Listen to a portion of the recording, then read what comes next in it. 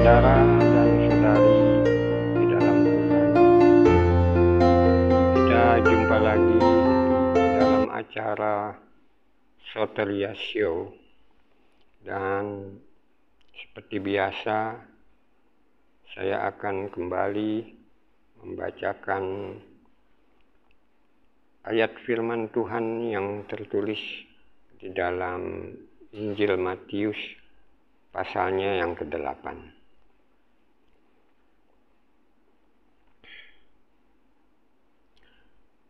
Berbahagialah orang yang suci hatinya, karena mereka akan melihat Allah.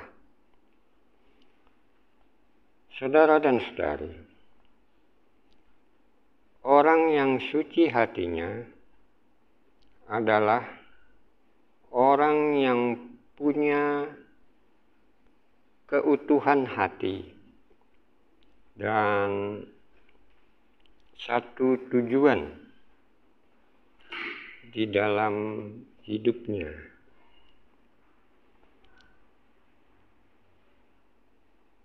Orang yang sedemikian itu akan mempunyai ketetapan hati dan hanya satu fokus di dalam hidupnya itu,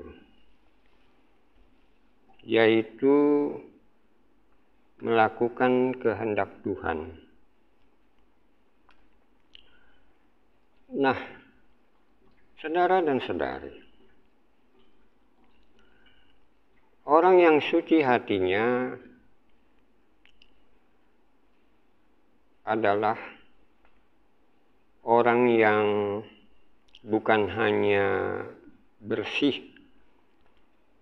hatinya dari pikiran-pikiran yang cemar, atau pikiran-pikiran yang jahat, tetapi yang paling penting adalah dia mempunyai keutuhan hati dan juga mempunyai satu tujuan yang menjadi fokus atau pusat dari hidupnya itu. Seperti yang saya katakan tadi, yaitu melakukan kehendak Tuhan. Contohnya adalah Yesus, saudara dan saudari. Yesus adalah orang yang suci, bukan karena keilahiannya, tapi karena dia punya keutuhan hati dan punya satu tujuan itu, yaitu melakukan kehendak Bapa. Kalau kita melihat di dalam Injil Yohanes, pasalnya yang keempat, kita melihat Injil Yohanes pasal 4,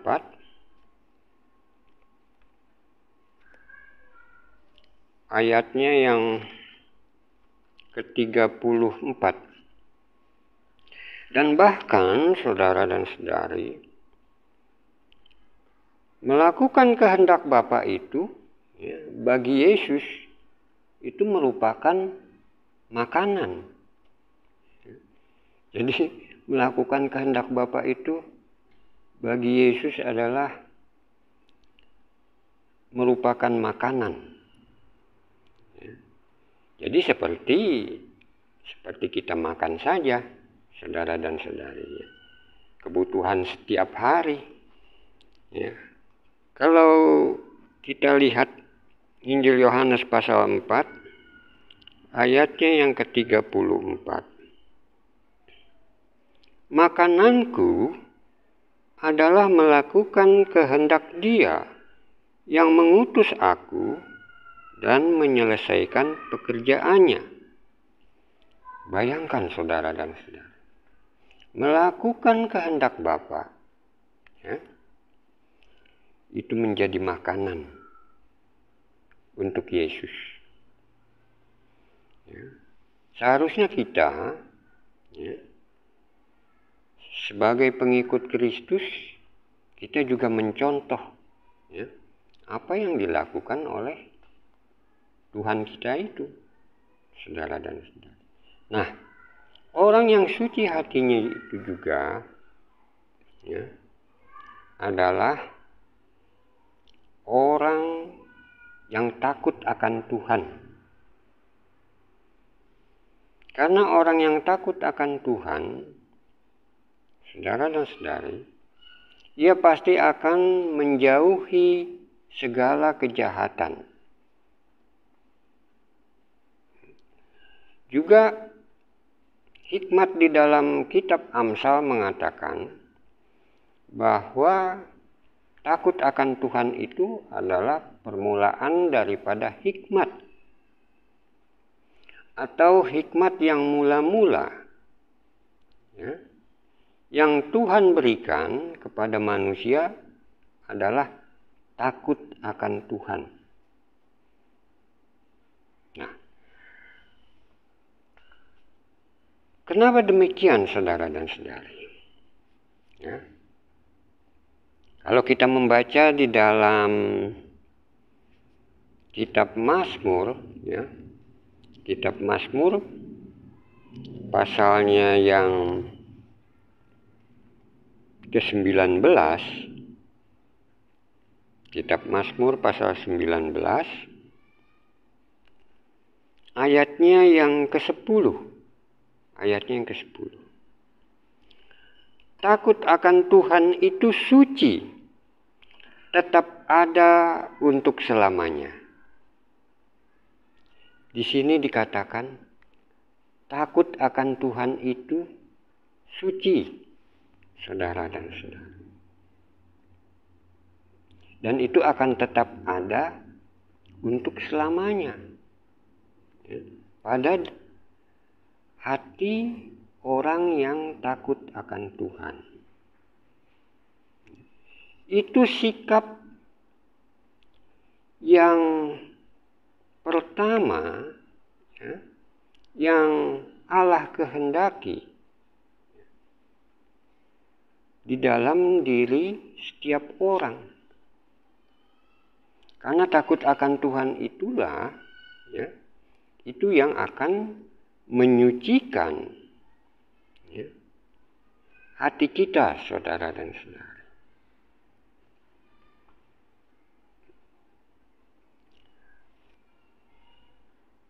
Juga dikatakan di dalam ayat yang lain, ya, bahwa orang yang suci hatinya itu, ya, itu orang yang tidak bimbang. Ya. Dia mempunyai hati yang utuh, ya. Sepenuhnya hatinya itu hanya dia berikan untuk Tuhan. Ya. Hanya Tuhan saja yang boleh tinggal di dalam hatinya. Tidak boleh ada sesuatu pun yang lain, ya, tinggal di dalam hatinya. Atau berbagi tempat di dalam hatinya selain hanya untuk Tuhan, yaitu untuk Kristus, saudara dan saudara. Dalam kepercayaan kita kepada Yesus, ya, Yesus tidak ingin ada kebimbangan di dalam hati kita. Karena kalau kita bimbang, sama artinya, ya, kita tidak suci lagi hati kita. Karena kita meragukan, ya, meragukan Tuhan, ya, di dalam hati kita. Nah, saudara dan saudari, kalau kita melihat di dalam surat Yakobus, ya. Surat Yakobus pasalnya yang ke-1, ya. Surat Yakobus pasal 1. Apa yang dikatakan firman Tuhan, ya, mengenai orang yang bimbang hatinya, ya.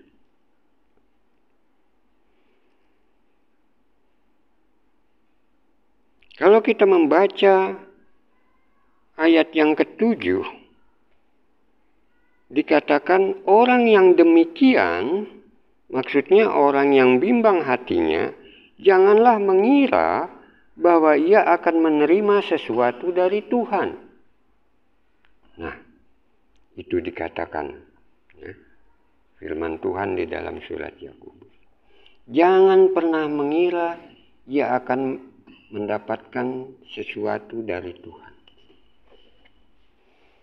Karena itu saudara dan saudari, ya, kita harus belajar, ya, untuk percaya kepada Tuhan dengan sepenuh hati kita. Sepenuh hati kita, saudara dan saudara. Ya. Nah, juga dikatakan di dalam ayat yang ke-8, sebab orang yang mendua hati tidak akan tenang dalam hidupnya. Di sini juga dikatakan bahwa orang yang bimbang itu adalah orang yang mendua hati. Artinya apa? Dia tidak mempunyai keutuhan hati. Ya? Tidak mempunyai keutuhan hati. Ya? Tidak ada kemantapan di dalam hatinya. Ya? Dalam menaruh kepercayaannya kepada Tuhan. Saudara dan saudara.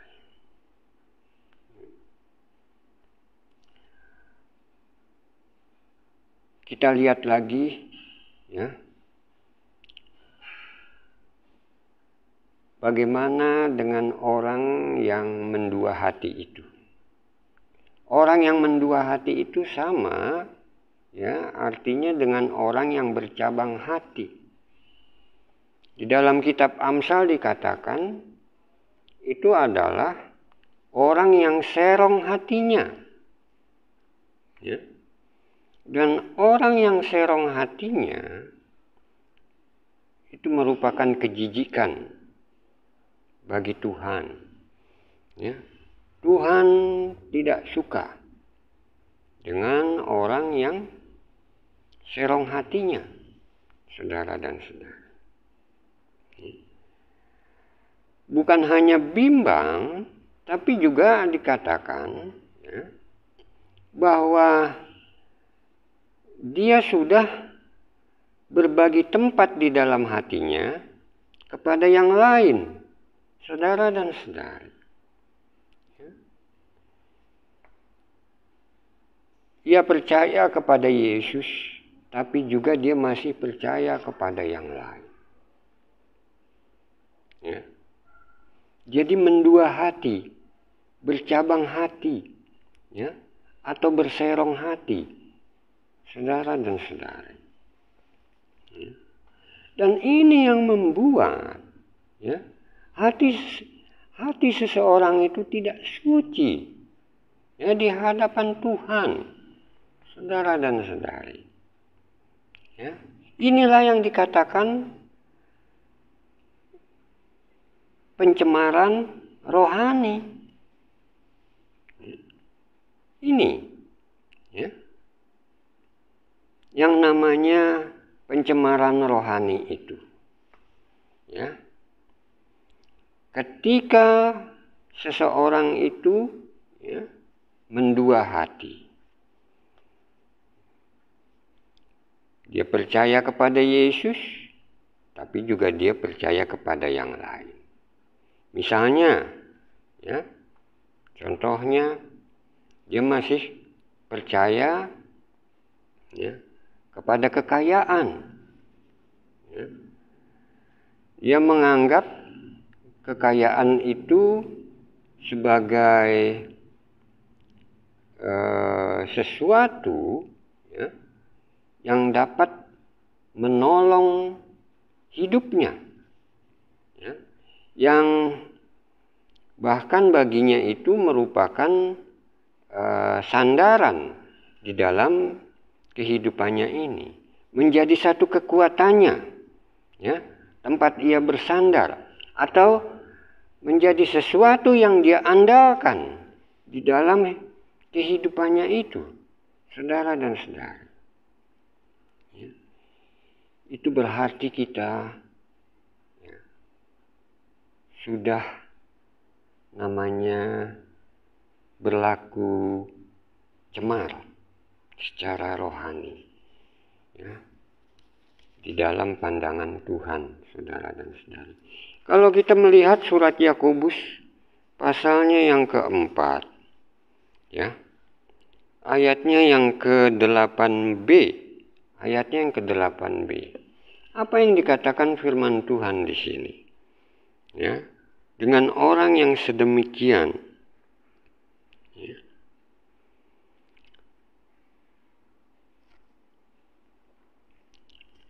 tahirkanlah tanganmu, hai kamu orang-orang berdosa, dan sucikanlah hatimu, hai kamu yang mendua hati. Jadi dikatakan di sini, sucikanlah hatimu, hai kamu yang mendua hati. Saudara dan saudari, sebagai contoh apa yang terjadi dengan jemaat Kristus di kota Laodikia di dalam kitab Wahyu pasal 3. Ya. Di dalam ayat yang ke-17, ya, jemaat Kristus di Laodikia berkata, aku kaya dan aku telah memperkayakan diriku dan aku tidak kekurangan apa-apa. Itu yang mereka katakan, ya, di dalam hatinya, ya, dan itu juga yang didengar oleh Tuhan, saudara dan saudara. Mereka memang benar, ya, jemaat di Laodikia itu dalam kehidupan sosialnya, ya, barangkali pada waktu itu merupakan jemaat yang paling kaya di Asia Kecil, ya, di daerah Asia Kecil. Di antara jemaat-jemaat Kristus yang ada di daerah lain, ya, dalam kehidupan sosialnya mereka benar, ya, keadaan mereka kaya. Tetapi ketika mereka sudah di dalam Kristus, mereka sudah percaya dan mengenal Yesus. Yesus menghendaki agar mereka juga menjadi kaya dalam iman. Bukan lagi kaya secara duniawi. Bukan, saudara dan saudari. Ya. Mereka kaya, ya, di dalam kerohanian. Dalam kerohanian mereka. Ya. Tuhan ingin jemaat Kristus yang ada di kota Laodikia itu menjadi kaya dalam kebajikan. Ya. Mereka seharusnya suka memberi dan membagi atau berbagi kepada sesama saudara dan saudara. Ya. Jadi dari kekayaan duniawi mereka itu harusnya itu mereka gunakan ya, untuk menjadi kaya dalam kemurahan hati, kaya dalam kebajikan atau dalam perbuatan baik, suka memberi dan berbagi saudara dan saudari. Ya, sehingga mereka menjadi kaya dalam iman. Itu yang harusnya ya terjadi di dalam kehidupan mereka. Ya, tetapi tidak demikian. Ya, saya pernah katakan ya dulu apa yang membuat mereka begitu? Karena mereka memiliki mata yang jahat, mata yang tidak sehat. Mereka tidak bisa menangkap dengan jelas ya maksud ya yang sesungguhnya dari ajaran Yesus. Mereka telah gagal untuk mengerti atau memahami apa yang dikatakan Yesus, saudara dan saudara. Yesus menghendaki ya para pengikutnya bahwa di dalam dunia ini sekarang ya pengikut Kristus itu seharusnya tidak lagi ya mengumpulkan harta di dunia ini. Tidak. Tapi Tuhan menghendaki ya supaya kita ini mengumpulkan harta di sorga. Bukan di bumi lagi, saudara dan saudara. Ya. Dengan kita menjadi kaya dalam kebajikan. Seperti yang dilakukan oleh jemaat-jemaat Kristus yang ada di daerah Makedonia itu. Ya. Seharusnya itu menjadi contoh. Bagaimana mereka memberikan sumbangan ya lebih banyak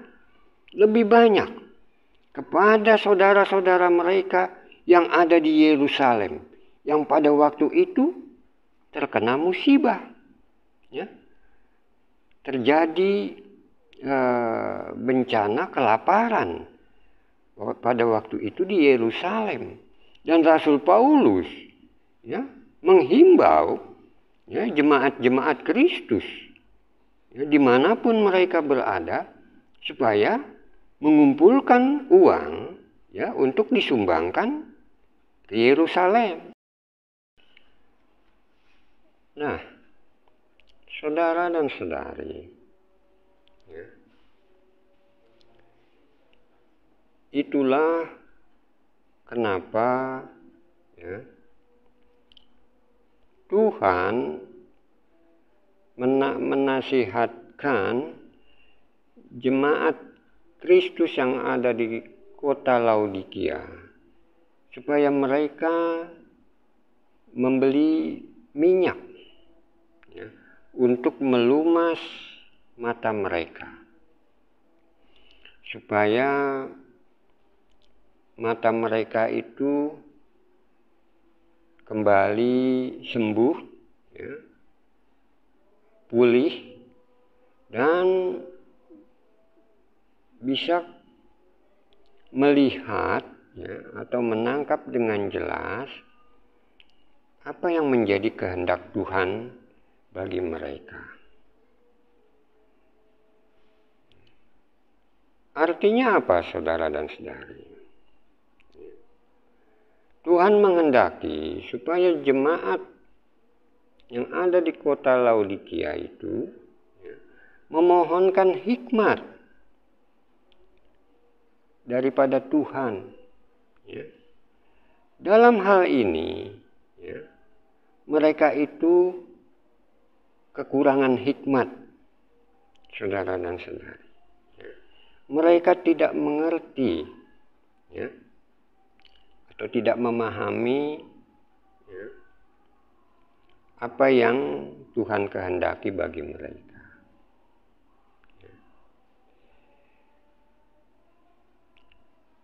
Bahwa apa yang ada pada mereka itu, ya, seharusnya itu digunakan untuk kemuliaan Tuhan. Ya. Untuk kemuliaan Tuhan. Segala sesuatu, ya, yang Tuhan berikan kepada kita dalam kehidupan kita di dunia ini, ya, itu punya tujuan, ya, yaitu agar kita gunakan untuk kemuliaan Tuhan. Bukan untuk kemuliaan diri kita sendiri, saudara dan saudari. Pengikut Kristus, ya, yang masih hidup untuk kemuliaan dirinya sendiri, berarti dia adalah orang mati. Ya. Bukan dikatakan orang hidup. Orang yang sungguh-sungguh hidup, ya, di dalam Kristus, ya, adalah orang yang hidupnya, ya, untuk kemuliaan Tuhan. Demikian, saudara dan saudari. Ya. Karena kalau kita melihat, ya, di dalam kita melihat di dalam surat 1 Timotius, ya, kalau kita melihat apa yang dikatakan firman Tuhan di dalam surat 1 Timotius, ya,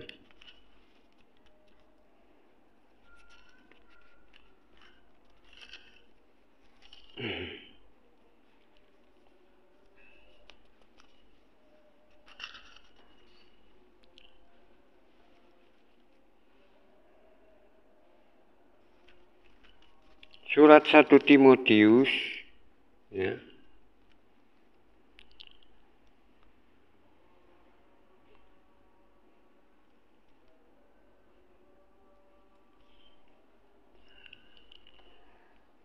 kalau kita melihat di dalam pasal yang ke-6, ya, pasal yang ke-6, ayatnya yang ke-17, di sini dikatakan, peringatkanlah kepada orang-orang kaya di dunia ini, agar mereka jangan tinggi hati dan jangan berharap pada sesuatu yang tidak tentu, seperti kekayaan, melainkan pada Allah yang dalam kekayaannya, ya, memberikan kepada kita segala sesuatu untuk dinikmati. Nah, jangan bersandar, ya, pada sesuatu yang tidak tentu, yang namanya kekayaan itu. Ya. Ingat saudara dan saudari, ya, kekayaan itu berasal dari Tuhan, bukan dari, ya, jerih payah kita sendiri. Tuhanlah, ya, yang menjadikan kita kaya. Ya, susah payahmu adalah sia-sia, saudara dan saudari. Itu dikatakan di dalam kitab Amsal. Ya. Benar, itu hasil dari usaha atau pekerjaan kita. Tapi kalau Tuhan tidak menghendaki, ya, apapun usaha atau pekerjaan kita itu, ya, tetap sia-sia, saudara dan saudara. Dan ingat, ya, barang siapa banyak, ya, diberi kepadanya, ya, akan banyak dituntut, ya, dan kepada siapa yang banyak dipercayakan, daripadanya akan lebih banyak lagi yang dituntut oleh Tuhan, saudara dan saudari. Jadi semakin banyak yang kita terima dari Tuhan, ya, dalam kehidupan kita di dunia ini, ya, itu harus kita pertanggungjawabkan nanti di hadapan Tuhan, ya. Jangan kita tenang-tenang, ya. Jangan kita merasa kita terlena, terbuai, ya, dengan segala yang menjadi milik kita. Bukan. Itu hanya Tuhan percayakan kepada kita selama kita di dunia ini. Ya. Ingat, kita datang ke dunia ini, ya, dalam keadaan telanjang. Dan kita juga akan kembali, ya, kepada Tuhan nanti, ya, setelah kita mati. Kita tidak membawa apa-apa, saudara dan saudari. Bahkan, ya, sehelai benang pun tidak akan kita bawa. Ya. Ingat, ya, kain kafan tidak mempunyai kantong. Kita tidak bisa mengantongi apapun. Ya. Itu, saudara dan saudari. Ya. Karena itu, ya, tadi dikatakan orang yang suci hatinya, ya, orang yang mempunyai keutuhan hati, ya, hatinya hanya dia berikan untuk Tuhan, Tuhan saja, ya, yang boleh bertahta, ya, memerintah di dalam hatinya. Tidak boleh ada yang lain, saudara dan saudari. Ya. Apalagi mamon. Ya. Begitu. Ingat, saudara dan saudari, kalau kita memikirkan lebih banyak mamon, ya, di dalam kehidupan kita di dunia ini, daripada kita memikirkan Yesus dan firman-Nya, ya, maka itu berarti kita sudah tidak suci lagi hati kita. Firman Tuhan katakan, ya, sebagai ayat yang terakhir, supaya kita menguduskan Kristus di dalam hati kita sebagai Tuhan. Ya, artinya apa? Kita harus memisahkan Kristus, ya, di dalam hati kita, ya, daripada yang lain. Ya. Hanya Kristus saja, ya, yang boleh tinggal menetap di dalam hati kita. Jadi terpisah dari apapun yang lain di dunia ini. Ya, kalau kita membaca di dalam surat 1 Petrus, ya, surat 1 Petrus pasal 3, ya, ayatnya